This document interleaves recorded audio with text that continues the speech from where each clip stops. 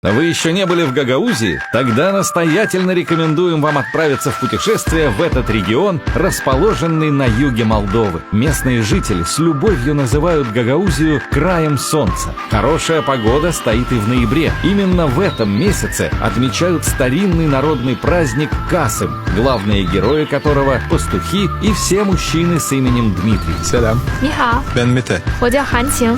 Горячие темпераментные парни умеют делать все. И пасти овец, и упрямыми осликами управлять, и танцевать зажигательные народные танцы, и дрова нарубить для них не проблема. Хозяйственные и трудолюбивые. Гагаузия – это еще и вино, которое одновременно и тонкое, и терпкое, со своим уникальным южным букетом. Делают его с любовью, и во многих семьях есть свой особый секрет приготовления вина. И в каждом бокале вина всегда отражается солнце.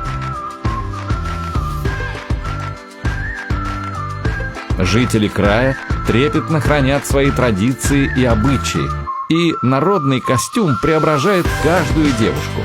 И вы тоже сможете хоть на день стать гагаузской. А еда как настоящее кулинарное искусство. По старинным рецептам готовят до сих пор.